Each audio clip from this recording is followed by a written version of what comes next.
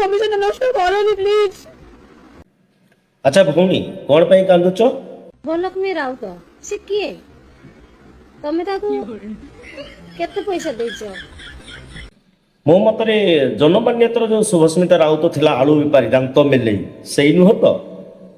ଖୁସି ପାଇଁ ନିଜ ପିଲାମାନଙ୍କୁ ବଳି ପକେଇ ଦଉଛ, ନିଜ ସ୍ତ୍ରୀକୁ ଜୀବନରୁ ମାରିଦେବା ପାଇଁ ବି ଧମକ ଦଉଛ। ତମେ କରୁଛ। ଯଦି ମୁଁ ତମ ବିରୁଦ୍ଧରେ ଯାଇଥାନ୍ତି ହେଲେ ନା କେବେ ଯାଇସାରନ୍ତିନି। ଭୁଲ ବୁଝନି ହେଲା। ବହୁତ ଭାଷା କହୁଛ ଲୋକ ଲଗେଇକି। ଯଦି ମୁଁ ସହି ନ ପାରିଲି ଆତ୍ମହତ୍ୟା କଲି ତମେ ପୁରା ଦାୟୀ ରହିବ ହେଲା। ସେ ଶୁଭଲକ୍ଷ୍ମୀ ରାଉତ ତାକୁ କିଏ ମୁଁ ଜାଣିନଥିଲି। ମୁଁ ଲଢୁଛି ମୋ ହକ୍ ପାଇଁ, ମୋ ପିଲାଙ୍କ ହକ୍ ପାଇଁ।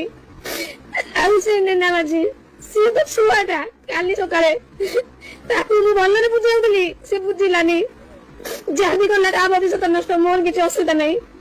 ମୁଁ କିନ୍ତୁ ତମକୁ ଅନୁରୋଧ କରି କହୁଛି ପିଲାମାନଙ୍କ ଭବିଷ୍ୟତ ନଷ୍ଟ କରନି। ତମେ ଜଣେ ବିଧବସନ, ତମକୁ ବି ତୁମେ ସହଜ ଲୋକଙ୍କୁ ନ୍ୟାୟ ଦଉଛ। ଏବେ ନିଜ ସ୍ତ୍ରୀ ପିଲାମାନଙ୍କ ପ୍ରତି ଏତେ ଅନ୍ୟାୟ କାହିଁ କରୁଛ? କାହିଁକି ସେ ଶୁଭଲକ୍ଷ୍ମୀ ଲଗେଇକି ମୋ ପଛରେ ଏମିତି ଭାଷା କହୁଛ ମତେ? କି ଭୁଲ କରିଛି ମୁଁ? ମତେ ଧମକ ଦଉଛ। ମୋ ହାତରେ ବହୁତ ଗୁଡେ ନେତା ମନ୍ତ୍ରୀ ଅଛନ୍ତି। ହଁ ମାନୁଛି ତମ ହାତରେ ବହୁତ ସାରା ନେତା ମନ୍ତ୍ରୀ ଅଛନ୍ତି, କିନ୍ତୁ ମୁଁ ତ ମୋ ହକ୍ ପାଇଁ ଲଢୁଛି। ମୁଁ ଗୋଟେ ନାରୀ, ମୋ ସ୍ତ୍ରୀ ତୁମର। କି ଭୁଲ କରିଛି? କାହିଁକି ମତେ ଏମିତି ଭାଷା କରୁଛ? କାହିଁକି? ପିଲାମାନେ ତମର କଣ ଭୁଲ କରୁଛନ୍ତି? ପିଲାମାନେ ତମର କଣ କ୍ଷତି କରୁଛନ୍ତି? କାହିଁକି ମୋ ସହିତ ଏମିତି କରୁଛ? ପ୍ଲିଜ ମୁଁ ତମକୁ ହାତ ଯୋଡୁଛି, ଏସବୁ କରିବା ବନ୍ଦ କର।